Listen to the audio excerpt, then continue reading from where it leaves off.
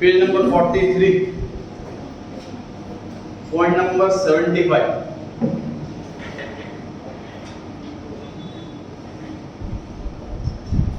आप book share कर लीजिए किसी के साथ, मैं बैठ जाइएगा।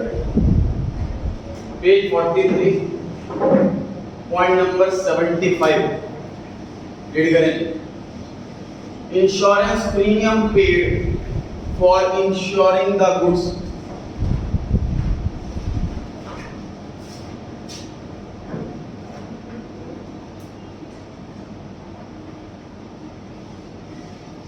थोड़ा सा आइडिया लेते हैं इंश्योरेंस का, जनरल नॉलेज के लिए। इस क्वेश्चन के लिए तो बड़ी कम नॉलेज चाहिए, क्वेश्चन सॉल्व हो जाएगा। बेसिक नॉलेज को टाइम लगा है। इंश्योरेंस का सर बेसिक कॉन्सेप्ट कहाँ से आया है? बेसिक कॉन्सेप्ट यहाँ से आया है कि थोड़ा पैसा खर्च करके बड़े खर्चे के टेंशन फ्री हो जाए। फॉर एग्जाम्पल डिस्कस करते हैं।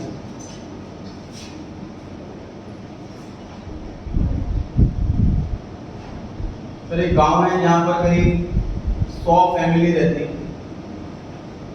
और सभी के पास, सभी के घरों में लगभग 1 लाख रुपए कुछ कैश में गोल्ड रहता है। अब इसमें क्या होता है कि हर साल कोई चोर आता है और एक तरह किसी घर में घुस करके उसको चोरी करके ले जाता है सारा सामान, मतलब उसकी जमा पूंजी 1 लाख रुपए वो खत्म हो जाती है पूंजी। तो बहुत डिस्कशन करा गांव वालों ने आपस में कि क्या करें, चोर को पकड़ नहीं पा रहे, पूरा ट्राई कर लिया। तो रातों को नींद नहीं आ रही लोगों को, चोर मेरे घर में ना आ जाए। हर एक घर वाला टेंशन में, हर एक फैमिली टेंशन में, चोर किसी घर में आ सकता है। तो पंचायत बैठी और उन्होंने ये डिसाइड करा कि देखो चोर को तो पकड़ नहीं पा रहा, टेंशन करके ना क्या कि जिसके भी घर में चोरी होगी हर एक फैमिली मेंबर उसको 1000 रुपए देंगे। ये फाइनल करिए पूरे गांव में, जिसके भी घर में चोरी हो गई उसको 1 लाख का सामान गायब हो गया, तो बाकी जितने भी फैमिली वो सब उनको 1000 रुपए देगी। इसके घर में चोरी हुई तो 100 फैमिली है, उसको 1 लाख रुपए मिलेगा। तो इससे हुआ क्या, इससे सारी फैमिली टेंशन फ्री हो रही कि मेरे घर में चोरी हो भी गई तो भी मुझे किसी बात की टेंशन नहीं, मुझे सिर्फ 1000 रुपए देने। ये से कॉन्सेप्ट निकल के आया था इंश्योरेंस का। अब इसको फॉर्मल रूप दे दिया गया, कंपनी का रूप दे दिया गया। ये कंपनी रजिस्टर्ड होती है, वो लोगों को बोलती है कि आप हमें पैसा दो और आपका कोई भी लॉस होता है तो हम उसे कॉम्पेंसेट करें। लाखों लोग मिलकर के पैसा देंगे, नुकसान 2-4 कोई होगा तो कंपनी ऐसे प्रॉफिट में आ जाएगी, तो बाकी सब लोग टेंशन फ्री हो जाएगी। इंश्योरेंस हर चीज़ का होगा। आपके पर्स में पैसे रखे हो, पर्स का भी इंश्योरेंस होगा। और एयर इंश्योरेंस होता कि हम एरोप्लेन में जा रहे हैं और वो क्रैश कर जाता है, कुछ हो जाता है नहीं, तो एयर इंश्योरेंस भी होगा। लाइफ इंश्योरेंस तो आप सबको पता है, डेथ हो जाती है तो पैसा मिल जाएगा, ये नॉर्मल लाइफ इंश्योरेंस होता है। मेडिकल इंश्योरेंस की मेजॉरिटी को पता होगा कि हम एक लमसम अमाउंट देते जाते हैं और अगर हमें हॉस्पिटलाइजेशन का नौबत आ गई तो सारा पैसा जो है वो इंश्योरेंस कंपनी देती है। तो यहाँ पर कॉन्सेप्ट क्या हो रहा है सर, थोड़ा सा आइडिया ले लिया इंश्योरेंस का। अब यहाँ से देखिए, तो इंश्योरेंस प्रीमियम भरेंगे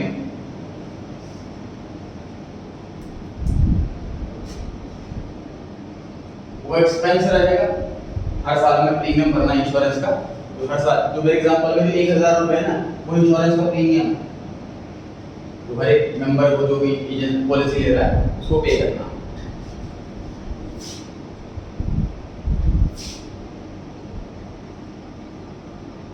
और इंश्योरेंस का जो क्लेम है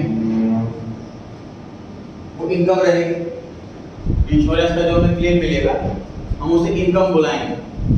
हम 1000 रुपये हम पे कर रहे हैं, हमारा एक्सपेंस हो गया, कभी हिसाब नहीं हो गया, लाख रुपये मिल जाएंगे तो हमारा इनकम कहलाएगा।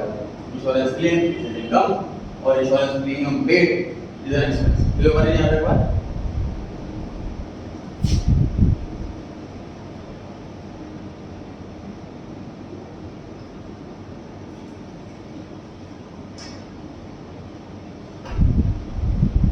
लाइफ इंश्योरेंस, तो लाइफ इंश्योरेंस मतलब मैंने कोई पर्सन ने पॉलिसी कराता है, उससे कुछ हो जाता है तो उसकी फैमिली को पैसे मिल जाएंगे, उसे लाइफ इंश्योरेंस कहते हैं। सर बिजनेस में लाइफ इंश्योरेंस का क्या मतलब? राम स्टोर की तो कोई लाइफ इंश्योरेंस नहीं होगा। तो अगर लाइफ इंश्योरेंस क्वेश्चन में लिखा हो तो डेफिनेटली राम का इंश्योरेंस, ये प्रोप्राइटर का इंश्योरेंस, ये ओनर का इंश्योरेंस, बिजनेस का इंश्योरेंस नहीं। तो इंश्योरेंस प्रीमियम भरने की जिम्मेदारी उसको खुद की है, क्योंकि पर्सनल एक्सपेंस हो गया ना।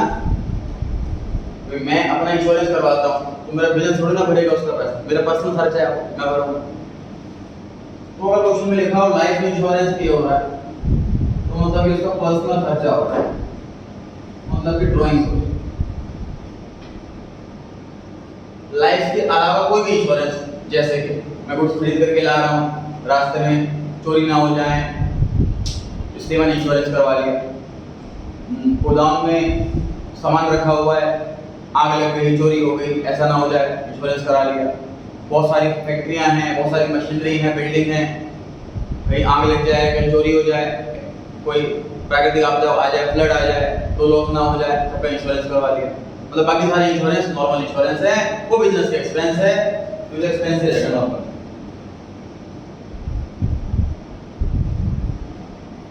फिर बताइए बात, तो इंश्योरेंस आपको तीन तरीकों से, तीन रूप में मिल सकता है। इंश्योरेंस प्रीमियम लाइफ इंश्योरेंस का है तो टोटल रेट करना है, बाकी का लाइफ इंश्योरेंस प्रीमियम एक्सपेंस है। इंश्योरेंस पे लिखा हो तो पैसा हमें मिल रहा है, इनकम थोड़ी मेरे लिए बढ़ जाता है, डाउट तो हो सकते हैं।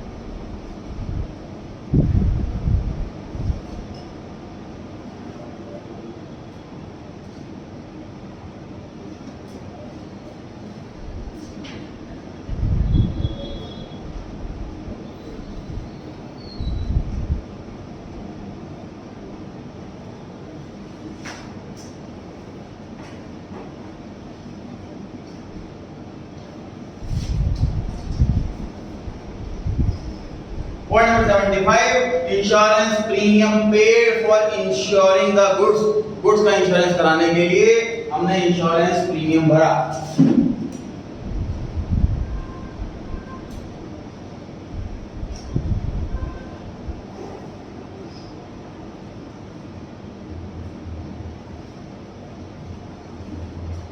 Insurance premium account debit to cash account. तो इंश्योरेंस प्रीमियम एक्सपेंस ही रहेगा, चाहे मैं गुड्स का इंश्योरेंस कराऊं, चाहे मशीन का इंश्योरेंस कराऊं, चाहे बिल्डिंग का इंश्योरेंस कराऊं, इंश्योरेंस प्रीमियम भरा है, नॉर्मल एक्सपेंस ही रहेगा। तो हम गुड्स मेंशन नहीं करते अकाउंट के अंदर। Point number 76, paid life insurance premium of proprietor. Proprietor की लाइफ का इंश्योरेंस प्रीमियम भरा है, पर्सनल खर्चा को उसका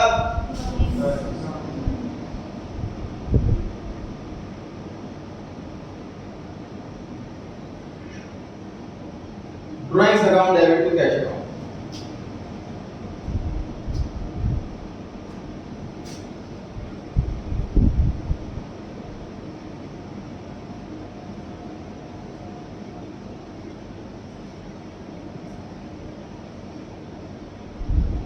सेवेंटी सेवन में क्या लिखा है और 76 में हमने पे करा था, तो सिंपल कैश से पे करा था। 77 में हमने पे कराया बैंक ड्राफ्ट से और चार्जेस भी थे 50।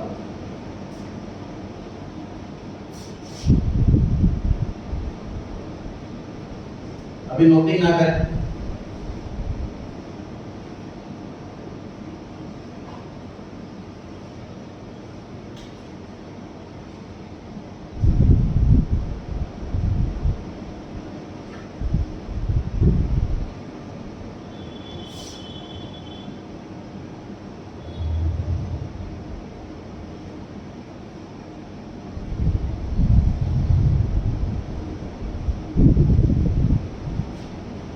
इन दो में से एक आंसर सही और एक आंसर गलत।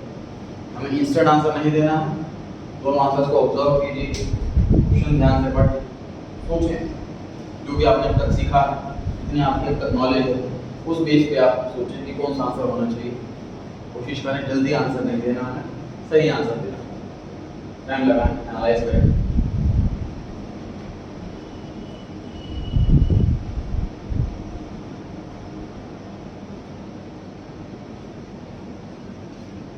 पहले वाले आंसर के कितने पेपर में नहीं एड्रेस करा था? इस वाले के पेपर में कितने बच्चे हैं? ये वाला करेक्ट है।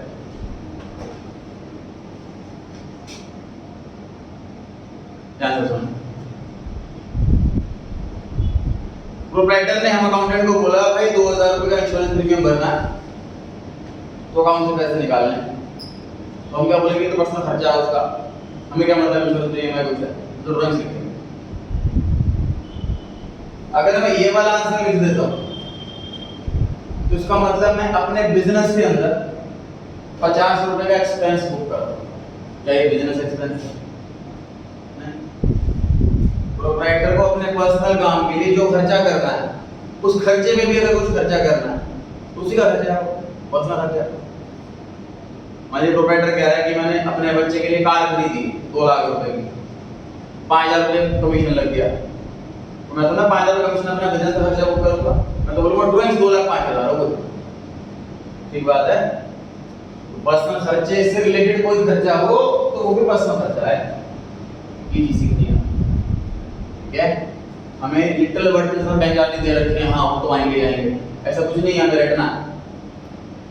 ये देखो एनालिटिकल पावर स्टार्ट हो रही है हमारी। 10th क्लास तक ऐसा नहीं था, 10th क्लास का टीचर ने पढ़ा दिया, क्वेश्चन समझा दिए, आंसर्स हमने समझ लिए, लर्न कर लिए और एग्जाम में लिखा। अब ऐसी चीज हम सीख रहे हैं जो हमारा मतलब माइंड कैप्चर कर पा रहा है नहीं कर पा रहा, ये हमारा स्किल पे, टैलेंट पे डिपेंड है, एनालिटिकल स्किल पे डिपेंड है। बैंक चार्जेस पहले भी क्वेश्चन में आया हुआ है, तब लिखवाया था मैंने बैंक चार्जेस अकाउंट डेबिट, तो इस क्वेश्चन में नहीं लिखना, ये एनालाइज हमें खुद करना है, समझना, अंडरस्टैंडिंग करनी है। पढ़ते हैं आगे।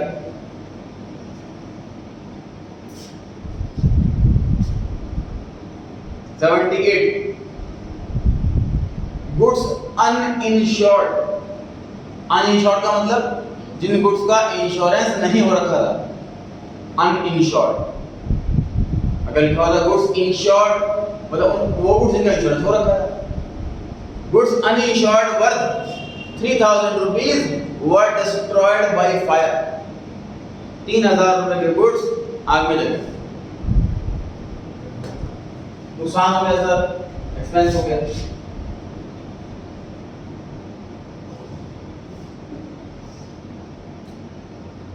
फैक्ट्री की जरूरत नहीं कि गुड्स जले, उसमें मशीन भी जल गई हो, फर्नीचर भी जल गया हो, टोटल लॉस जितना भी हुआ है उसको हम इस नाम से खाता खोलेंगे नया, उसमें लिख देंगे loss by fire account debit. पता लगना चाहिए कि फायर की वजह से लॉस होता है ये वाला हमारा। ठीक, अच्छा। गुड्स का रूल, जब भी गुड्स आए परचेज अकाउंट डेबिट, जब भी गुड्स जाएं परचेज अकाउंट क्रेडिट। अब गुड्स जा रहे हैं इसलिए परचेज अकाउंट क्रेडिट होगा। आंसर हुआ loss by fire account debit to purchase. इस क्वेश्चन में लॉस सिर्फ गुड्स का ही बता रखा था, इसलिए हमने टू परचेज लिखा। जब कुछ लिखा था फर्नीचर भी जल गया तो टू फर्नीचर भी आ जाता।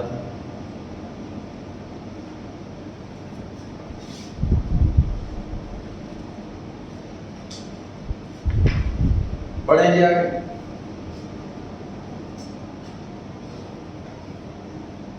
आगे लिखा है check issued for insurance premium 2000। Insurance premium पे इसे कंपेयर करो जरा पॉइंट नंबर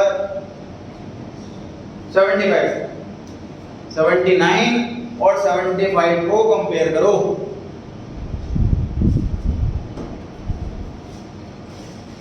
तो क्या फर्क है दोनों?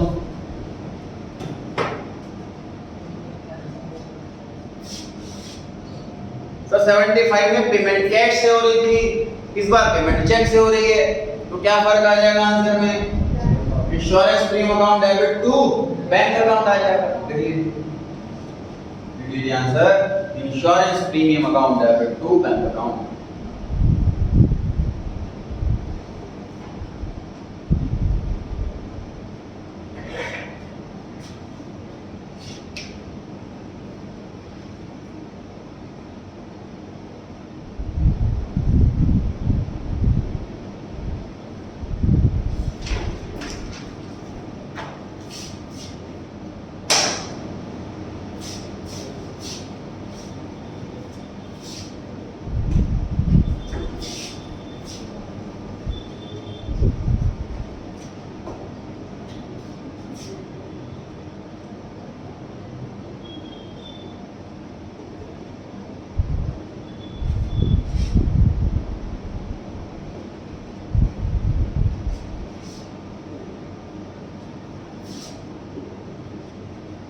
सर 1000 रुपए के गुड्स जल जाते हैं आप, तो हम क्या करेंगे? तो इंश्योरेंस के पेपर लेकर के जाएंगे इंश्योरेंस कंपनी के पास, हम इंश्योरेंस कराया है, प्रीमियम टाइम से भरा, अब हमारा क्लेम दीजिए, हमारा लॉस हो गया।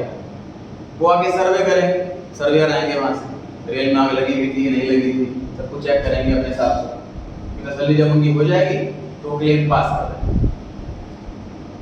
1000 रुपए का पूरा क्लेम मिल जाए, ऐसा भी हो सकता है। ये ऐसा हो सकता है कि बोले नहीं थोड़े बहुत गुड्स तो बचे हुए हैं, ये तो नहीं चले, या अपने इंश्योरेंस कम करवा रखा है। देखो कम का क्या होता है, देखो गुड्स जो है वो ऐसी चीज नहीं है जो फिक्स क्वांटिटी रहती है हमारे पास। मान लीजिए मेरे पास गोदाम में 1 लाख रुपए के गुड्स है, मैंने इंश्योरेंस 1 लाख रुपए करवा लिया। फॉर एग्जांपल कंपनी की पॉलिसी है कि जितने का इंश्योरेंस कराओ उसका 3% प्रीमियम जाता है, तो 1 लाख का 3% 3000 रुपए प्रीमियम कर रहा हूँ हर साल, 3000। अब गुड्स तो बिक गए, 80000 के रह गए, और खरीद लाया 1.5 लाख, तो चेंज होता रहता है, फिक्स रहता नहीं है। अब जब मैंने इंश्योरेंस करवा रखा है 1 लाख का, उसका जब गोदाम में आग लगे तो उस टाइम 1.25 लाख के गुड्स या 1.5 लाख के गुड्स, तो इंश्योरेंस कंपनी 1 लाख की तो देगी, इतना इंश्योरेंस करवाया है मैंने, ठीक बात है। तो ऐसा भी होता है कि जितने गुड्स चले क्लेम कम का मिल रहा है। फॉर एग्जांपल 1.5 लाख के गुड्स चल गए लेकिन क्लेम 1 लाख का ही मिलेगा क्योंकि पॉलिसी उनके ऊपर रखी थी। तो ऐसा भी हो सकता है कि जो गुड्स जितने का हुआ, लॉस जितने का हुआ, उससे क्लेम कम मिला। हजार का एग्जांपल 800 या 900 या 500, ठीक बात है।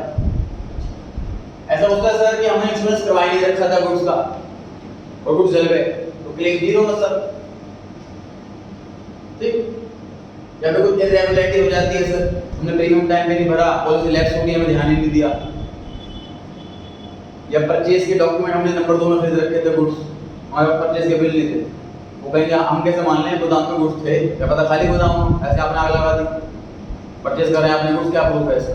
परचेज के बिल दिखाओ, जब गोदाम में आता है सामान, जो पर्ची कटती है, साथ जो फॉर्मेलिटी सब कुछ दिखाओ, रजिस्टर में एंट्री दिखाओ, वो सब हमारे पास नहीं, तो इंश्योरेंस क्लेम नहीं मिलेगा। तो 3 केस हो सकते हैं सर, ये वाला पॉसिबल नहीं कि गुड्स 1000 के थे और क्लेम 1100 का मिल गया। एग्जांपल सुनिए, समझने के लिए कि उसका इंश्योरेंस करवाया, जिस टाइम आग लगी उस टाइम 80,000 रुपए के गुड्स थे गोदाम में, तो क्लेम कितना मिलेगा? 1 लाख की 80,000, 80,000। लॉस कभी, क्लेम कभी भी लॉस से ज्यादा नहीं मिलता, इंश्योरेंस कंपनी के टर्म्स कंडीशन में लिखी होती है पहले बार। ये लॉस क्लेम जो है वो कभी भी लॉस से ज्यादा नहीं मिलेगा। 1 लाख का भले आपने इंश्योरेंस करवा रखा, मान लो सिर्फ 5,000 रुपए के थे गोदाम में, क्लेम 5,000 रुपए मिलेगा। गवर्नमेंट कहती है इंश्योरेंस है लॉस के कॉम्पेंसेशन के लिए, कमाई के लिए नहीं, अर्निंग के लिए नहीं। अगर 1 लाख का क्लेम देने लग गया तो हर बिजनेस तो नहीं करेगा, 1 करोड़ का इंश्योरेंस कराओ, गोदाम खाली करो, गुड्स छोड़ दो 1000 रुपए के और मांग लगा दो, दे जाएंगे करोड़ रुपए, है कि नहीं? जितना लॉस हो उतने का क्लेम मिलेगा। तो ये वाला चौथा केस नहीं बन सकता कि जितने का लॉस है ज्यादा क्लेम मिलेगा। 3 ही केस है, तीनों की एंट्री सी करेंगे, कौन सा ठीक है।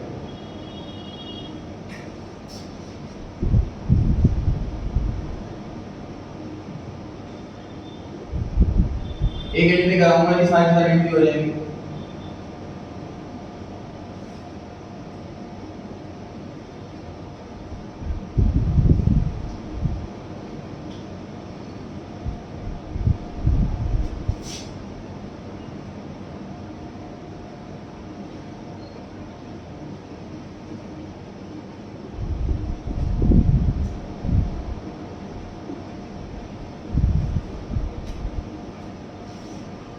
लॉस बाय फायर, एक्चुअल में लॉस वही है कि जितना क्लेम नहीं मिला,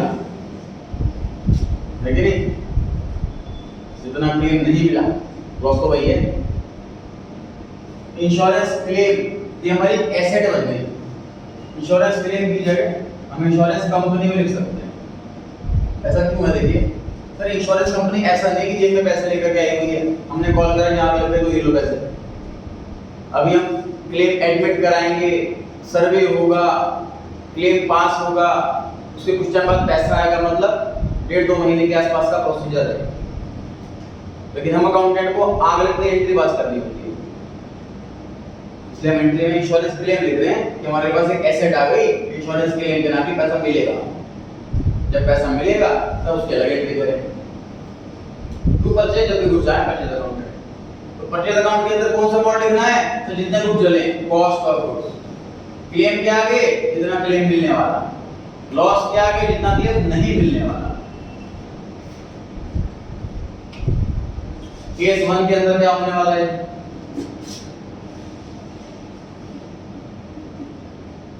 केस 1 के अंदर इंश्योरेंस क्लेम 1000, टू परचेजेस 1000 और लॉस बाय फायर आएगा ही,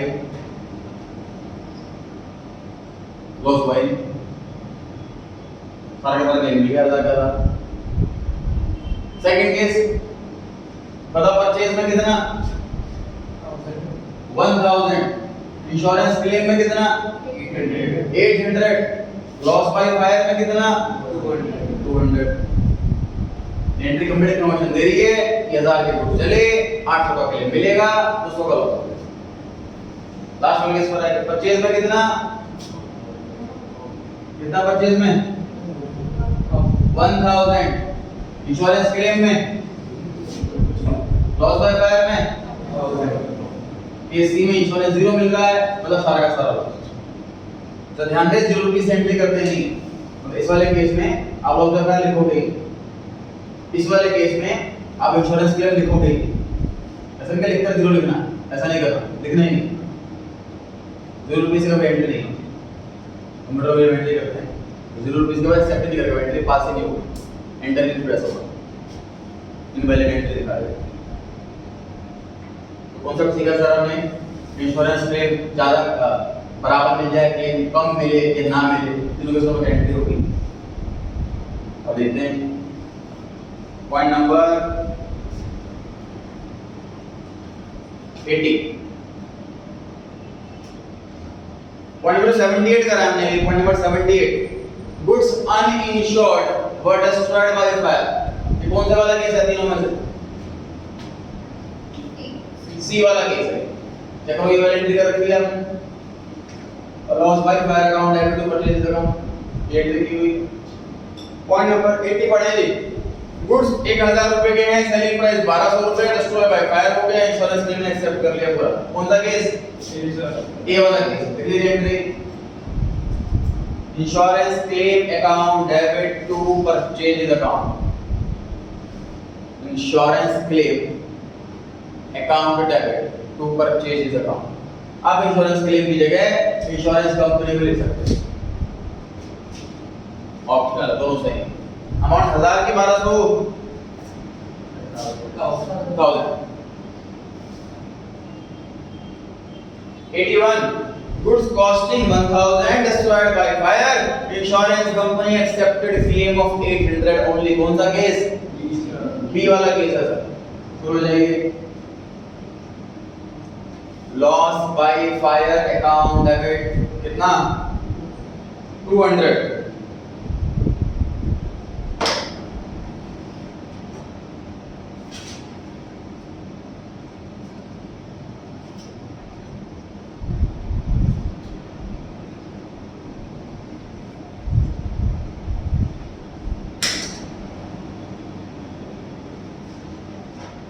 insurance claim account debit 800 to purchase account 1000।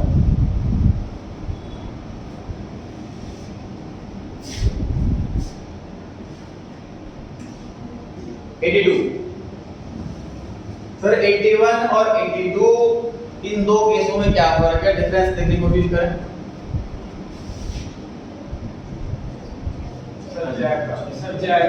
मतलब कि सर हमने कोई बहुत ही अच्छी कंपनी में इंश्योरेंस करवा रखा है, ऐड आते हैं टीवी में, 15 मिनट्स में क्लेम सेटलमेंट है, इतना फास्ट प्रोसेस है हमारा, ये कंपनी ऐड करती। तो हमने इंश्योरेंस में जैसे क्लेम डाला, तुरंत सर्वेयर आ गया, तुरंत क्लेम पास हो गया, तुरंत अकाउंट में पैसा आ गया, मतलब चेक आ गया।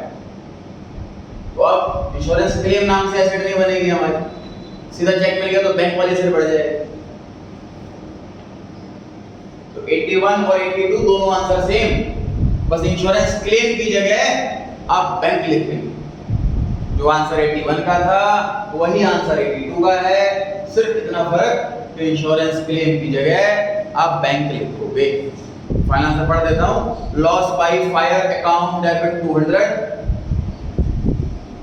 बैंक अकाउंट डेबिट 800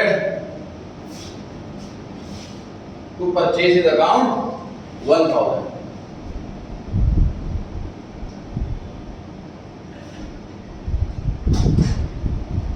बढ़ सकते हैं जी आगे। 83 बैंक चार्जेस 50 रुपए।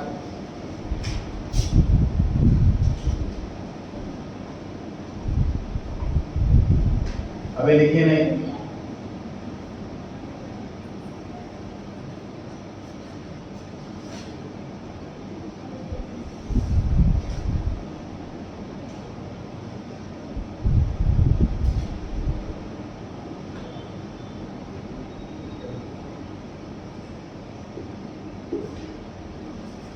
दो में से कोई एक आंसर सही है सर, हमें माइंड लगाना है, सारी बातों का ध्यान रखना, जितना भी अब तक सीखा। चलिए पहले वाले के टेबल में जो वन ट्रेस करें, कोई नहीं, 3 बच्चे हैं। अगले वाले के टेबल में कौन, नीचे वाला सही है। बैंक चार्जेस 50 रुपए, इतना लिखा क्वेश्चन के अंदर। अभी तक सर जो हमने सीखा है वो ये सीखा है कि जब भी कोई भी एक्सपेंस के बारे में बात हो, कोई भी इनकम के बारे में बात हो, तो हम कैश मानते हैं, बैंक नहीं। वजह हम पूरी 11th क्लास में प्रोप्राइटरशिप में अकाउंटेंट, मतलब छोटा बिजनेसमैन, इसलिए यहाँ पर प्रिजम्पशन हमेशा कैश से रहती है। मतलब पेड रेंट में लिखा हो तो मानेंगे कि कैश से पे हुआ है, रिसीव्ड रेंट में लिखा हो तो मानेंगे कि कैश से पे हुआ है। प्रैक्टिकल लाइफ में सैलरी कभी कैश में नहीं पे की जाती है, अकाउंट ट्रांसफर की जाती है। लेकिन हमारे क्वेश्चन में पूरी 11th में लिखा हो पेड सैलरी, तो हम सैलरी टू कैश यहाँ पर लिखते हैं, ये मानते हैं पेमेंट कैश से। वजह ये कि छोटा बिजनेसमैन है, इसलिए प्रिजम्पशन है कि कैश पे हो। 12th क्लास में बैंक की पेमेंट है, तो इस हिसाब से आंसर ये होना चाहिए, कैश की प्रिजम्पशन है। लेकिन इस ट्रांजैक्शन के अंदर, स्पेशली इस ट्रांजैक्शन के अंदर थोड़ा सा हमें माइंड लगाना है, थोड़ा अपनी इमेजिनेशन पावर को डेवलप करना है। सर बैंक चार्जेस लगाता है किस किस चीज़ के, जैसे हम बैंक में एटीएम कार्ड बनवाते हैं, वो एटीएम कम डेबिट कार्ड होता है, बैंक उसके 149 प्लस 18% जीएसटी 179 रुपीज़ लेता है। बैंक 15 रुपये प्लस जीएसटी क्वार्टरली लेता है। एसएमएस चार्जेस, आपके बैंक में कोई भी ट्रांजेक्शन हो उसका एसएमएस आपको सेंड करेगा, इस बात के चार्जेस। साल में आपने अकाउंट मिनिमम बैलेंस मेंटेन नहीं करा तो उसके चार्जेस, नॉन मेंटेनेंस चार्जेस, इससे 2000 चार्ज लेता है। तो बैंक 50 रुपये चार्जेस ले रहा है, तो मेरे ऑफिस में नहीं आएगा बैंक का कोई स्टाफ 50 रुपये दो जी आपके चार्जेस लग गए, वो सीधा मेरे अकाउंट से पैसे काट लेगा। ठीक है, इसलिए टू बैंक अकाउंट आया, इसमें कैश कम नहीं होगा, बैंक भी कम होगा। बैंक चार्जेस कभी भी कैश में होते ही नहीं।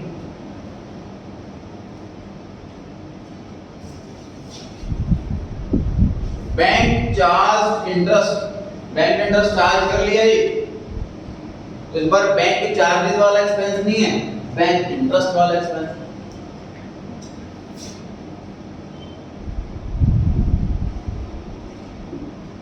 Bank interest account debit. Again sir ने लोन लिया होगा तो बैंक इंटरेस्ट चार्जेस काट रहा है, हमारे अकाउंट से ही पैसा काट लेता बैंक, कैश लेने के लिए ऑफिस में नहीं आता।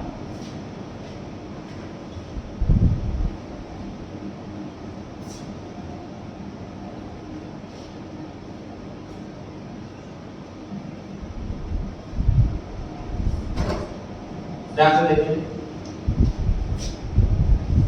नोटिंग नहीं करनी है आपको, सिर्फ बोर्ड पर देखना।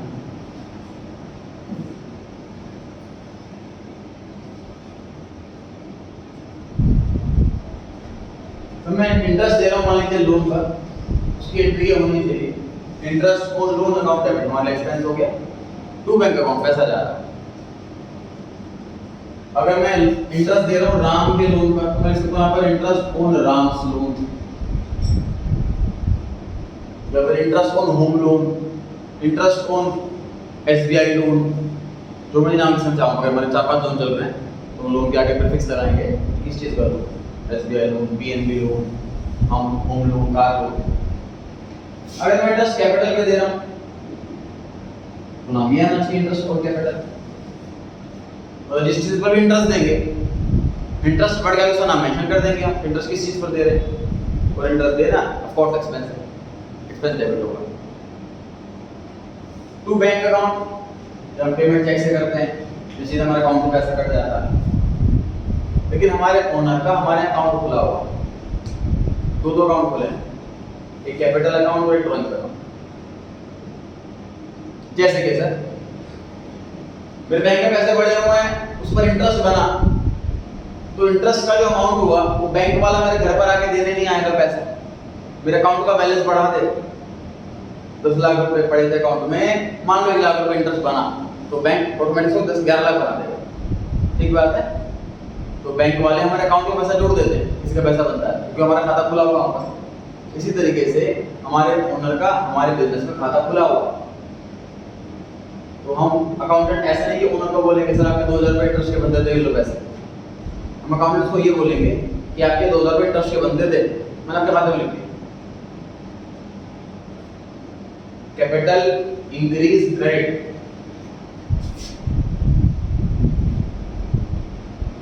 Interest on capital account debit to capital account, ये फाइनल एंट्री निकल कर आई है सर। क्वेश्चन में अगर बोला हो कि इंटरेस्ट ऑन कैपिटल की जर्नल एंट्री कीजिए, तो इंटरेस्ट ऑन लोन की जगह इंटरेस्ट ऑन कैपिटल, तो पेमेंट एक्चुअल में करेंगे नहीं, हम उसके अकाउंट में लिख देंगे। ठीक है, उसका अकाउंट कैपिटल अकाउंट के नाम से खुला हुआ, नोट कर लीजिए। फाइनल आंसर बना interest on capital account debit to capital account.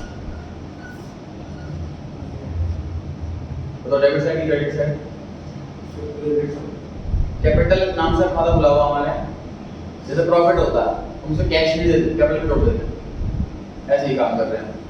Capital उसने जो पैसा लगा रखा है हम उसको इंटरेस्ट दे रहे हैं, उसको बोलो हम बैंक वाले हैं, उसने बैंक में खाता खोला है तो हम उसको इंटरेस्ट दे रहे हैं, पैसे में उसको अकाउंट बढ़ा दिया, कैपिटल इंक्रीज।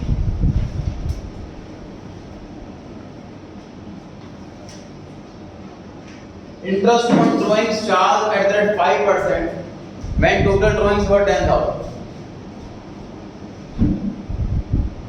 सर मान लीजिए हमें इंटरेस्ट मिल रहा हो कहीं से,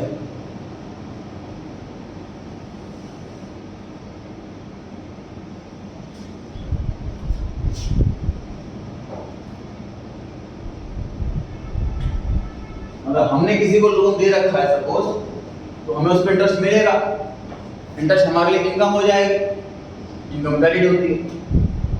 cash account debit to interest on की एंट्री होगी।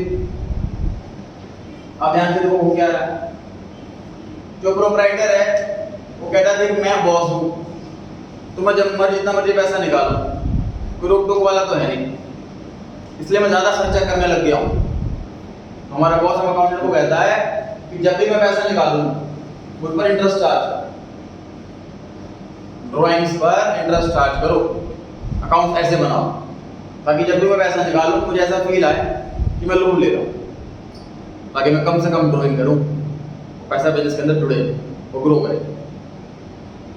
तो अब business Ram store interest charge कर रहा है राम से, अभी बिजनेस के लिए इनकम क्रेडिट होती है, इंटरेस्ट ऑन लोन नहीं है बस, ये interest on drawings, interest on drawing. Again sir हम अकाउंटेंट जो है वो खाता खोल के बैठे हैं, बॉस का दो खाते, एक कैपिटल अकाउंट और एक ड्राइंग्स अकाउंट, बढ़ाना हो तो कैपिटल, घटाना हो तो ड्राइंग। हम बॉस को ये नहीं बोलेंगे कि सर आपके 2000 रुपए इंटरेस्ट के बनते लाओ पैसे, हम उसको ये बोलेंगे कि सर आपके 2000 रुपए इंटरेस्ट के बनते थे ड्राइंग्स पर, हमने अकाउंट से पैसा काट लिया। तो जब भी प्रोप्राइटर अकाउंट से पैसा काटना हो तो कौन सा अकाउंट इस्तेमाल करते हैं सर? ड्राइंग्स अकाउंट इस्तेमाल करते हैं, जैसे उसके अकाउंट से पैसे काटना है। जैसे हमें पर्सनल से पैसा ले जाता है तो अकाउंट से पैसे काटने होते हैं, उसको ड्राइंग्स अकाउंट में लिखते हैं। फाइनल आंसर क्या बना? Drawings account debit to interest on drawings account.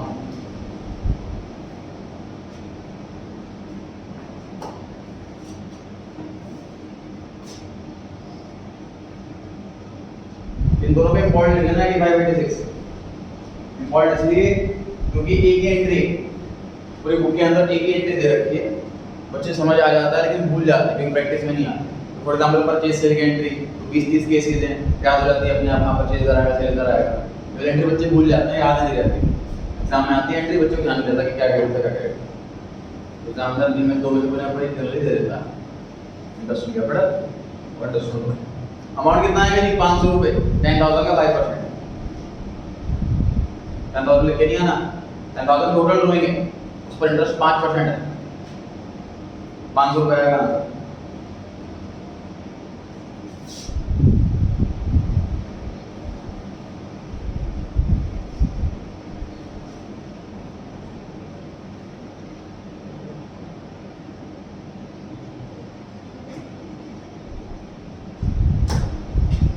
$87 point received cash 200 from a bad debt written off last year. Answer लिखें, cash account debit to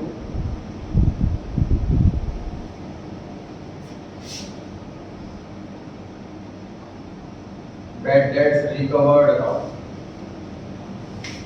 good balance समझते हैं क्या है?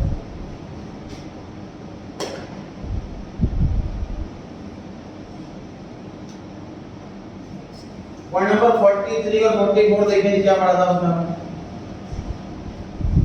पॉइंट नंबर 43 और 44 पढ़े, क्या पढ़ा था हमने उसके अंदर? तो हमने उसके अंदर ये पढ़ा था कि हमने किसी से पैसे लेने थे लेकिन वो इंसॉल्वेंट हो गया, दिवालिया हो गया, पैसे मर गए हमारे, नुकसान हो गया, बैड डेट हो गए और हमने उसका खाता बंद कर दिया। प्रैक्टिकली देखिए होता क्या है, सर एक आसान तरीका है इंसॉल्वेंसी का, मतलब किसी के पे लोन ज्यादा हो गया, नहीं चुका पा रहा, तो सिंपल से कोर्ट में जाके एप्लीकेशन दे देंगे मुझे इंसॉल्वेंट होना है, सारे लोन माफ, सारी प्रॉपर्टी जब्त कर लेंगे मेरी, क्योंकि क्रेडिटर में से नहीं बोल सकते कुछ, बैंक वाले में से नहीं बोल सकते कुछ, बैंक को आधा पैसा मिला, हमें बिल्कुल फ्री हो गया। लेकिन ऐसे पर्सन के साथ क्या करते हैं, एक तरह से मूवी देखते थे ना, गांव की मूवी जिसका बहिष्कार कर दिया जाता है, गांव से कोई संबंध नहीं रखेगा इससे, तो ऐसा हो जाता है इंस्टॉलमेंट के साथ, इसके साथ कोई एग्रीमेंट नहीं करेगा, कोई कॉन्ट्रैक्ट नहीं बनाएगा, वो पर्सन इंस्टॉलमेंट हो गया जब तक अपने पुराने कर्जे चुकाना। तो ऐसे हुआ है सर, हमने किसी से पैसे लेने थे और इंस्टॉलमेंट हो गया, हमारे थोड़े पैसे मर गए, अब वो दोबारा मार्केट में बिजनेस करने के लिए आया, वो कहता था हमको सामान दो उधार, हमने तुम्हें पहले पैसे मार लिए हमारे, तो उधार क्यों देंगे हम, कहता मैं पहले उधार चुका देता हूँ आपका, ये लो पैसे, तो वो पैसे मिलने की एंट्री कर दिया, जो हमारे पैसे मर गए थे वो आज वापसी हो गए, रिकवर हो गया, उसकी एंट्री कर रहे हैं, पैसा मिल रहा है, कैश अकाउंट डेबिट, ये हमारी इनकम है, इस इनकम में ये नाम रखा हुआ है अकाउंट में, बैड डेट रिकवर हो गए, रेवेन्यू इज राइट।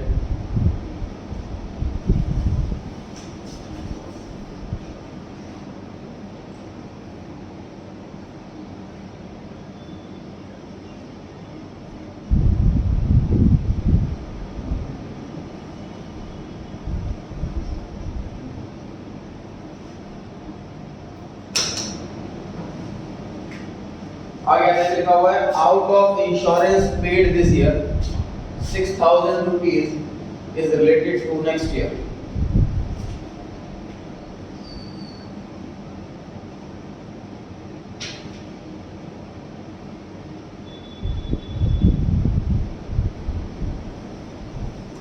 टोटल जितना भी इंश्योरेंस प्रीमियम हमने भरा था उसमें से 6,000 रुपए नेक्स्ट ईयर का है।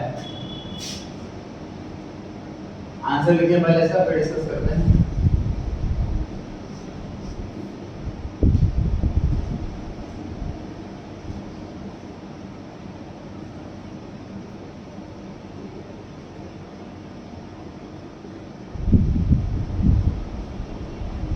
Prepaid insurance account debit to insurance premium account 6,000।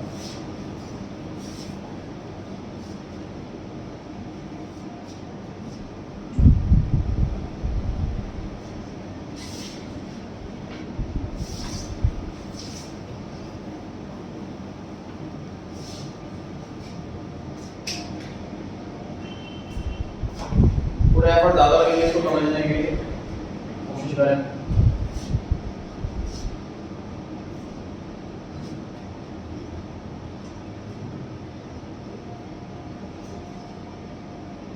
Sir 1 जुलाई 2021 को मैंने कोई इंश्योरेंस पॉलिसी ली, जितनी भी इंश्योरेंस पॉलिसी होती है वो सब 1 साल की होती है। मैं प्रीमियम भरता हूँ आज, तो इंश्योरेंस कंपनी कहती है कि आज से 365 दिन तक रात को 12 बजे तक का रिस्क कवर है। उसके बाद कुछ हो जाता तो हमारे कोई रिस्क नहीं, हमारे को लायबिलिटी नहीं। रिन्यू कर देंगे तो लायबिलिटी फिर 1 साल हो जाएगी उनकी, पर प्रीमियम भरते रहो कंटिन्यू होता रहेगा रिस्क। 1 जुलाई 2021 को मैंने पॉलिसी ली है सर, 1 अक्टूबर का, 1 अक्टूबर को ली। इंश्योरेंस प्रीमियम मैंने भरा है 12,000 रुपए पर एनम 1 साल। मुझे रिस्क कवर कब तक का मिलेगा? 30 सितंबर 2022 तक।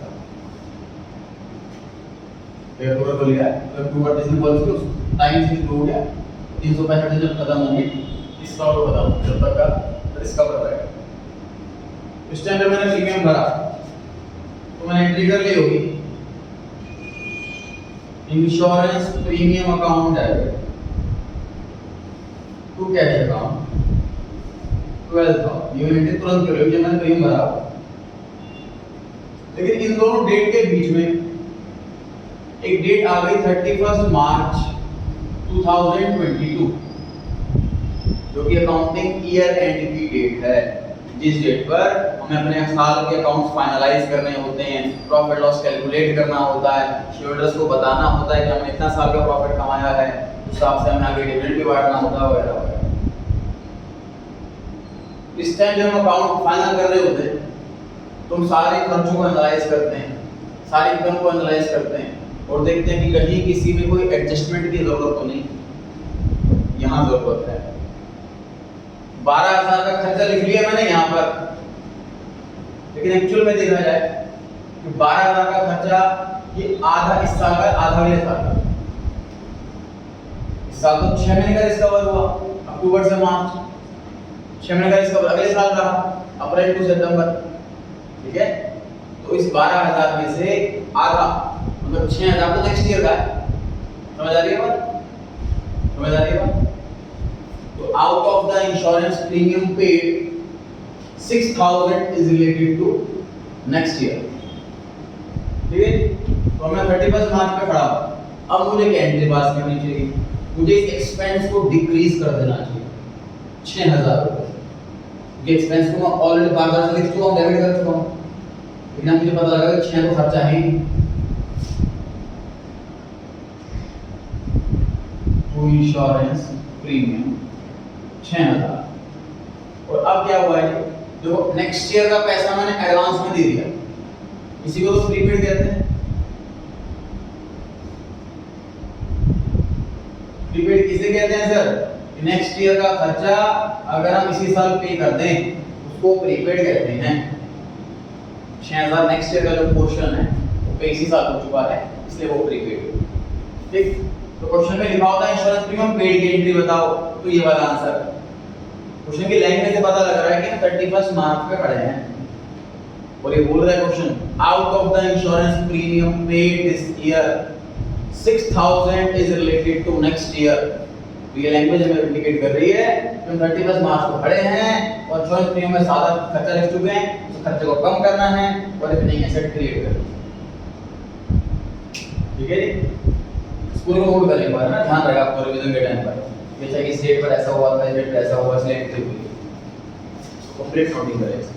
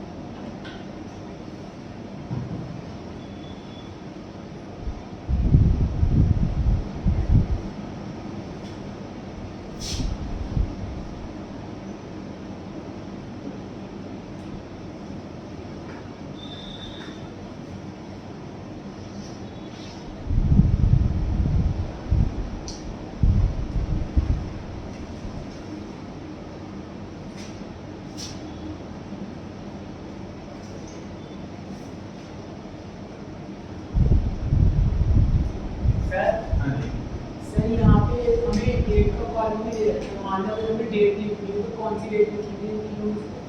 क्वेश्चन में डेट दी जाएगी ना आपको डेट एक ही दी जाएगी, दो डेट दी जाएगी। हाँ जैसे पहले इससे एक मंथ पहले का होगा, जैसे एक दिन एक मंथ पहले का होगा तो डिवाइड बाय 12 मल्टीप्लाई बाय 11। ऐसे क्वेश्चन 19 चैप्टर में है कि हमने इंश्योरेंस प्रीमियम भर दिया बट अभी 8 महीने बचे हुए तो कैसे निकालें 8 महीने, उसकी कैलकुलेशन कैसे? उस क्वेश्चन आपसे दे रखा है 6000 तो उसे कैलकुलेशन करना ही नहीं था, तो मैं एग्जांपल दिया कि 12 है, आधा है इधर, आधा है इधर। इस चैप्टर में तो कैलकुलेशन है ही नहीं, 9 चैप्टर में कैलकुलेशन है 11 में। 89 point stock at the end of the year 20000। Sir साल खत्म होने के बाद 31 मार्च आ गई, ये अकाउंट क्लोज होने का टाइम आ गया है, तो उस टाइम हमें क्या करना होता है? हमें गोदाम में जाना होता है और काउंट करना होता है कितना। अकाउंटेंट नहीं जाता, जो भी एम्प्लॉय होगा, जो भी स्टाफ होगा रिगार्डिंग स्टॉक हो जाएगा, सारा स्टॉक काउंट करके आएगा, हमें बताएगा इतना स्टॉक रखा होगा। हम स्टॉक को क्लोजिंग स्टॉक बुलाते हैं। तो साल की क्लोज अकाउंट्स की क्लोजिंग के टाइम पर जो स्टॉक बचा हुआ हमारे पास, ऐसे स्टॉक को क्लोजिंग स्टॉक बुलाते हैं। स्टॉक हमारे पास बचा हुआ है, हमारी खुद की प्रॉपर्टी है, ओनरशिप है, तो एसेट हुआ, एसेट इंक्रीज डेबिट, इसलिए हमने लिखा क्लोजिंग स्टॉक अकाउंट है। अब क्रेडिट साइड में जो मैंने लिखा है इसका आंसर आपको 18 चैप्टर में मिलेगा। इसका मैं लॉजिक आपको पोस्टपोन करवा रहा हूँ 18 चैप्टर के।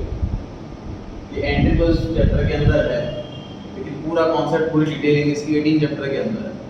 मान लो उस चैप्टर में आपको रटना होगा, क्रेडिट साइड में आता है क्लोजिंग स्टॉक की एंट्री में 2 ट्रेडिंग अकाउंट या फिर 2 परचेजिंग अकाउंट।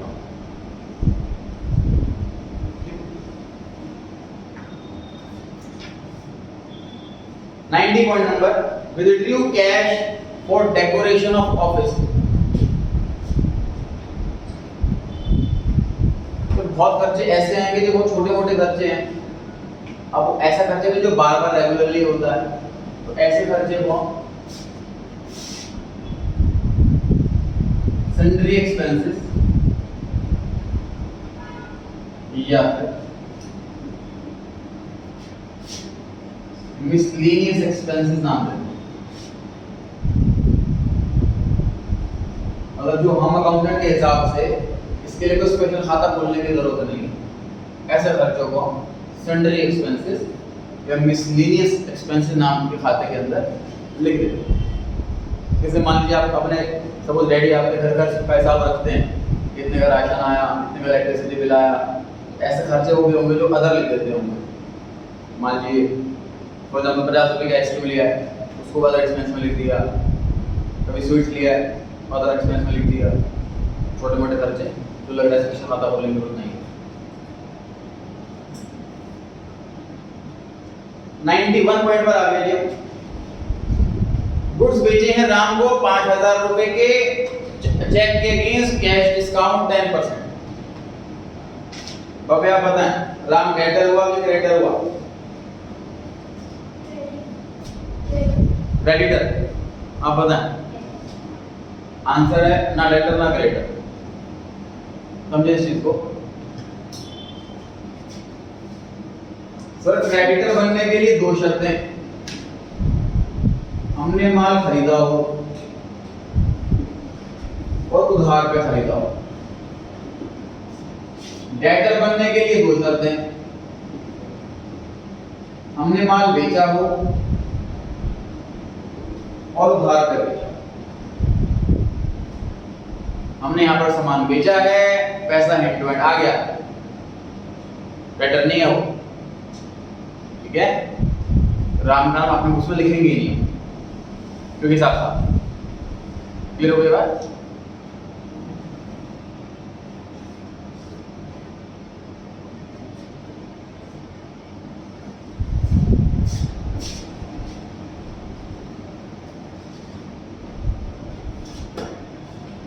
अभी लिखिए नहीं, आंसर बोर्ड पर देखना बस। बैंक अकाउंट डेबिट,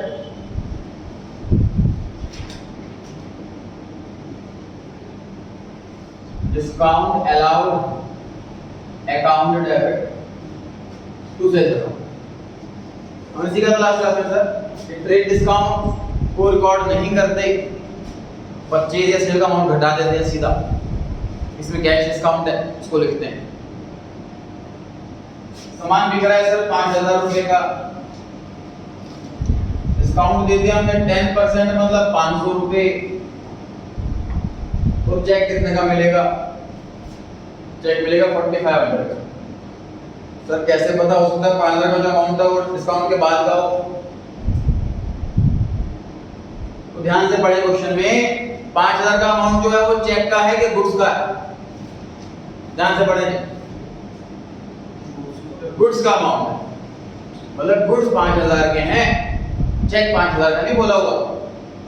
इसका मतलब डिस्काउंट लेस करने के बाद जो अमाउंट आएगा वो चेक का अमाउंट हुआ। ये ऐसा लिखा होता कि चेक रिसीव हुआ है 5,000 का, 10% डिस्काउंट है, तो 5,000 इधर आता, 500 इधर आता, 5500 इधर आता। समझ आ रही है बात? समझ आ रही है बात? अभी कंप्लीट नहीं हुआ है, ये आंसर नोट नहीं करेंगे आप। सर जब कस्टमर को हम सामान बेचते हैं और वो हमें चेक से पेमेंट करता है, तो चेक उससे लेते हमारा बैंक बैलेंस बढ़ने जाता अपने आप। तो तभी बढ़ेगा जब मैं ये चेक बैंक में जमा कर दिया। अभी तक जितने भी क्वेश्चन पढ़े हैं हमने उसमें जब भी लिखा हुआ था चेक रिसीव, तो हम ये प्रिज्यूम कर लेते हैं कि उन्होंने सिंपल डिपॉजिट कर लिया हो, क्योंकि अपने पास चेक करके कौन सा ब्याज मिल जाएगा। चेक तुरंत बैंक में जमा करके आएंगे, उसको इंटरेस्ट भी मिलेगा, उस पैसे को यूज भी कर पाएंगे, हमारा पैसा तो ब्लॉक है। क्योंकि प्रैक्टिकली जरूरी नहीं है ऐसा हो। देखो कस्टमर तो हर 15-20 मिनट बाद आएंगे, हमारे पास तो हर 15-20 मिनट बाद चेक आएगा। हम बैंक में जमा करते रहे तो चक्कर लगा देंगे फिर तो बैंक। कई बार कंपनी क्या पॉलिसी कर लेती है कि चेक इकट्ठे करते रहो, हफ्ते में 2 दिन बांध लेते हैं, मंडे और थर्सडे। जितने चेक जमा हो गए मंडे तक, मंडे को जमा कराए, उसके बाद फिर डेली चेक आते रहेंगे, थर्सडे को जमा कराएंगे। ऐसा भी हो सकता है। या फिर चेक एंडोर्स भी होता है। एंडोर्स का मतलब ट्रांसफर। जैसे कि कुछ स्टूडेंट्स हैं जो एनुअल फीस देते हैं मेरे को, तो वो चेक से देते हैं। कुछ स्टूडेंट्स ऐसे हैं जो चेक से फीस देते हैं, उनसे मैं चेक ले लेता हूँ। वो जो टीचर्स पढ़ा रहे होते हैं उनकी पेमेंट करनी होती है, तो वही चेक मैं खुद पढ़ा देता हूँ। मैं स्टूडेंट से चेक लूंगा, बैंक में जाऊंगा जमा करने, वो क्लियर होगा, फिर मैं मैनेजर को चेक काट के दूंगा। इससे बढ़िया वही चेक मैं स्टूडेंट वाला टीचर को पकड़ा देता हूँ, मेरा काम खत्म हो गया। इसे बोलते हैं एंडोर्समेंट। तो चेक का ये भी यूज है। कभी बिजनेसमैन इसलिए भी करते हैं, कस्टमर से चेक मिल गया उसको अपने पास रखे रखते हैं, फिर क्रेडिटर आएगा पैसे जमा करने के लिए, उसे ही चेक पकड़ा दूंगा। चेक पे नाम नहीं लिखवाते ऐसे कैसे। मान लीजिए मुझे स्टूडेंट ने चेक दिया, तो मैं कहता हूँ जिसका अमाउंट लिख दो, साइन कर दो, मेरा नाम मत लिखो। मैं डिसीजन को दूंगा उसका नाम, वो अपने आप नाम लिख देगा। तो मेरे कस्टमर ने मेरे को चेक दिया, मैं कहूँगा उसका नाम मत लिखो, अमाउंट लिख दो, साइन कर दो, मैं जिसको भी दूंगा वो अपना नाम लिख लेगा। समझ आ रही है? तो जब भी चेक मिले, क्वेश्चन में अब तो ये हो कोई कॉन्सेप्ट वाली बात, लॉजिक वाली बात, अब एग्जाम वाली बात पर आते हैं। जब भी क्वेश्चन में ऐसा लिखा हो कि चेक मिला है और आगे ये बात नहीं लिखी कि चेक जमा कराया कि नहीं कराया, तो ऐसे केस में आपको रिमेनिंग क्वेश्चन पढ़ना चाहिए, बचा हुआ क्वेश्चन पढ़ना चाहिए। हो सकता है 3 दिन या 4 दिन के बाद ऐसा लिखा हो कि जो वो वाला चेक था वो आज जमा कराया। अगला पॉइंट पढ़ना क्या लिखा है? 91 पॉइंट में लिखा था माल बेचा राम को, चेक मिल गया, और 92 पॉइंट में लिखा है कि राम का चेक हमने आज जमा कराया। इसका मतलब पॉइंट नंबर 91 में उस दिन में चेक जमा नहीं कराया था। समझ आ रही है बात? तो चेक नहीं जमा कराया तो बैंक कैसे बढ़ा सकते हैं हम? तो बैंक की जगह क्या वर्ड इस्तेमाल करने वाले हैं sir? Cheque in hand account. जितने भी हमारे हाथ में चेक रखे हुए हैं उनके एक सेपरेट खाता खुलेगा चेक इन हैंड के नाम से। 10-20 लाख इकट्ठा हो जाता सर, ये भी चेक मिलते रहते हैं, इकट्ठा करते रहते हैं उसको। जब तक बैंक में जमा नहीं कराएंगे चेक गिरेंगे। 91 का आंसर है। और 92 में जैसे ही चेक मैं बैंक में जमा कर दूंगा तो मेरी बैंक वाली एसेट बढ़ जाएगी और चेक इन हैंड ये वाली एसेट गायब हो जाएगी। सर 92 पॉइंट में तो अमाउंट नहीं लिखा हुआ, क्या करें?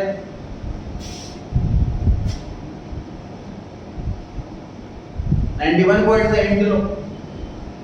अब बताओ 5000 लिखूं क्या 4500 लिखूं?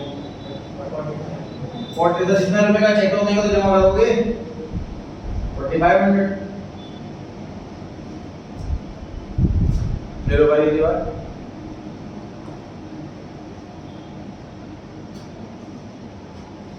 $93 point. Ram's check returned dishonored, bank charges for. Sir dishonour word का मतलब होता है बाउंस होना, चाहो तो आप लिख सकते हो। डिसऑनर वर्ड का मतलब होता है बाउंस हो जाना। बाउंस होने की सिर्फ ये वजह नहीं होती कि अकाउंट में बैलेंस नहीं। बाउंस होने की बहुत वजह होती है, जैसे कि साइन मैच नहीं करें, जैसे कि चेक पर ओवर राइटिंग हो। सर जनवरी के मंथ में बड़े चेक बाउंस होते हैं इस वजह से। इस जनवरी क्यों बोल रहा हूँ मैं स्पेशली, जैसे भी 2022 चल रहा है। आप जब भी डेट लिखते होंगे अपनी कॉर्पोरेशन में 2022 लिखते होंगे, लेकिन जैसे जनवरी आया 2023 आ जाएगा, हमारी हैबिट 2022 लिखने की हो तो बहुत बार ऐसा होगा कि आप डेट लिख रहे होंगे मुझे काट के 23 करो, ऐसा होता है। तो ऐसा चेक में भी होता है। अब बैंक ने इंस्ट्रक्शन दे रखी है सारे अकाउंट होल्डर को कि पूरे चेक में एक भी नंबर की ओवर राइटिंग हुई तो चेक पास नहीं होगा, दोबारा से फाड़ो चेक को, दोबारा चेक बनाओ। कुछ लोगों ने लेकिन ध्यान नहीं दिया, लेजीनेस कर दी और चेक दे दिया ऐसे ओवर राइटिंग वाला। कभी मैं स्पेलिंग मिस्टेक हो गई, ओवर राइटिंग हो गई, 15,000 में गलत कुछ गलत लिख दिया, 15,000 को गलत वर्ड लिख दिया, 15 को 50 50 को 50 लिख दिया, तो ऐसे केस में चेक वापसी आ जाता है, बाउंस हो जाता है। बैंक वाले चार्जेस लेते हैं दोनों लोगों से, जिसका चेक था और जिसने चेक जमा कराया, दोनों से चार्जेस लेता है बाउंस होने का। लेटर आता है हमारे घर पे, उसमें रीजन भी लिखा होता है कि बाउंस क्यों हुआ, बैलेंस नहीं था, साइन मैच नहीं हुई, ओवर राइटिंग थी वगैरह, जो भी रीजन होगा। अब हमें एंट्री पास करनी है, सर देखिए क्या होगा। मैंने बैंक बढ़ा लिया था 4500 से, ये सोचकर चेक जमा करते ही, देखो चेक जमा करते ही मैंने बैंक बैलेंस बढ़ा लिया अपनी बुक्स के अंदर, जबकि रियली 2 दिन बाद बढ़ेगा बैंक बैलेंस। तो चेक क्लियरिंग हाउस से पास होने के बाद 2 दिन बाद क्लियर होता है हमारा अकाउंट, 2 दिन बाद बचा है, लेकिन हम अकाउंट तुरंत डेबिट कर लेते हैं। 2 दिन बाद हम थोड़ा वेट करके बैंक कब जाएगा, हमारा काम तो खत्म हो गया। मैंने बढ़ा लिया था बैंक 4500 से, मैं घटा लूंगा बैंक 4500 क्योंकि रेगुलर बढ़ाएंगे बैंक बैलेंस। मैंने नाम का अपने बुक्स में लिखा ही नहीं क्योंकि मुझे उससे पैसे लेने नहीं थे, हिसाब साफ था, लेकिन अब चेक बाउंस हो गया, हम मुझे उससे पैसे लेने। अब डेटर बन गया, वो debtor asset increase debit. Ram से 4500 रुपीज लेने हैं, मेरे बैंक में से कम हो गए 4500 रुपीज। तो 100 रुपए चार्जेस लग गए मेरे बैंक में, तो मेरा बैंक बैलेंस एक्चुअल में 4600 से कम होगा। और बाउंस होगा तो मेरी गलती थोड़ी ना, गलती राम की, उससे पैसे लूंगा। ध्यान दीजिए, मैंने कहीं पर भी बैंक चार्जेस अकाउंट डेबिट नहीं करा। इस चीज को हमें थोड़ा समझना है, थोड़ी सी बिजनेस सेंस लानी है अपने अंदर कि अगर किसी की गलती की वजह से मेरे यहाँ चार्जेस लग रहे हैं तो मैं क्यों भरूं, मैं क्यों खर्चा रखूं बैंक चार्जेस। मैं तो अपने कस्टमर से पैसा लूंगा। मतलब मैं राम को कॉल करूंगा कि भाई आपका चेक था 4500 का, वो फेल हो गया, वो पैसे दो, और 100 रुपए बैंक में चार्जेस लग गए आपकी वजह से, वो पैसे दो, और किसी आइटम 2 चीज दे रहे हो।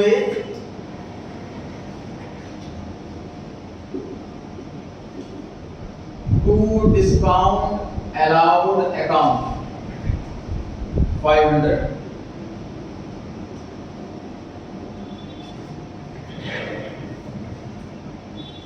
ये क्या होगा ये देखिए ध्यान से।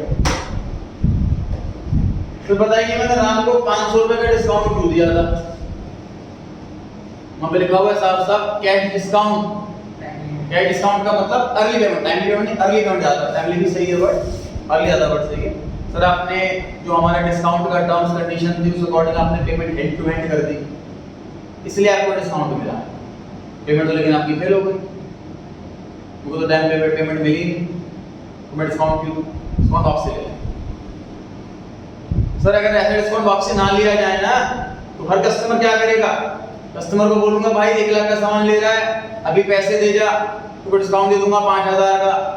उसके बाद भले पैसे ना वो चेक दे जाएगा, 5000 रुपये कम का डिस्काउंट मिल गया मेरे को, तो बाद में चेक बाउंस हो गया तो बाद में पैसे दे दूंगा कैश, सब कर लेंगे ऐसे। तो जो तुमने पेमेंट करी है चाहे कैश से चाहे चेक से, वो पेमेंट पास होनी चाहिए, तभी आप एलिजिबल हो इस डिस्काउंट के।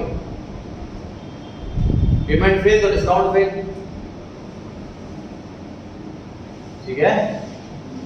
जैसे ऑनलाइन शॉपिंग पे किसी कार्ड पे अगर ऑफर आता है 10% का, तो पेमेंट सक्सेसफुल होती है ट्रांजैक्शन, तभी डिस्काउंट के लिए एलिजिबल होते हैं। पेमेंट फेल हो तो डिस्काउंट एलिजिबल ही नहीं।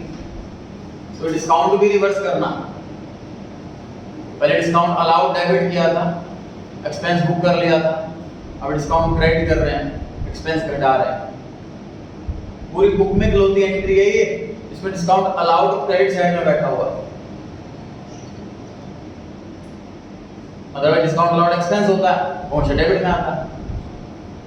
क्लोज एंट्री है पूरी बुक में, यहाँ पे क्रेडिट में बैठा है डिस्काउंट अलाउड। तो राम से हमें टोटल 5100 रुपए लेने हैं, 5000 रुपए गुड्स के और 100 रुपए बैंक के चार्जेस। बैंक बैलेंस हमारा 45 से बढ़ाया था, 45 से घटा दिया, 100 रुपए चार्जेस लग गए, इसलिए और घटा दिया।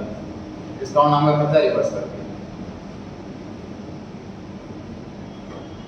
अल्टीमेट आंसर है सर नाम debit 5100 to bank account 4600 to discount allowed कर। इस क्वेश्चन में कहीं पर लिखना नहीं है कि डिस्काउंट भी रिवर्स करना है, हमें खुद घर से याद करके जाना है कॉन्सेप्ट। तो सर जब भी कैश डिस्काउंट दिया जाए और वो पेमेंट फेल हो जाए तो डिस्काउंट भी रिवर्स हो जाता है। ये हम लोग के लिए एप्लीकेबल है। मतलब हम जैसे इस क्वेश्चन में तो राम से पैसे लेने थे, अगर हम किसी को पैसे दे रहे हैं, मान लो हमने कुछ खरीदे हैं, परचेजिंग करी है और हमने चेक से पेमेंट करी है और डिस्काउंट हमें मिल गया और हमारा चेक बाउंस हो गया, तो डिस्काउंट भी हमारा वापसी हो जाएगा, हमारा क्रेडिट डिस्काउंट वापसी कर लेगा। सेम चीज परचेज के लिए भी, सेम कॉन्सेप्ट सेल के लिए। क्लियर हो गई बात? 94 लास्ट करते हैं। Issued check to Mohan as advance for goods 3000। हमने एडवांस दिया है मोहन को 3000 रुपए का गुड्स खरीदने के लिए। देखिए advance to Mohan account debit, answer लिखें advance to Mohan account debit. Credit में क्या लिखना बताइए?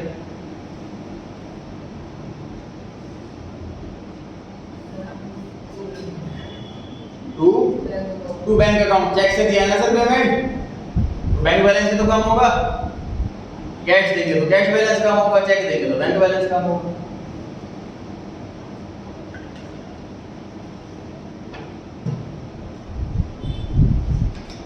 Mohan advance with Mohan account debit to bank account 3000। तो जितना कराया रिवाइज करके आना उसको आज लिखना।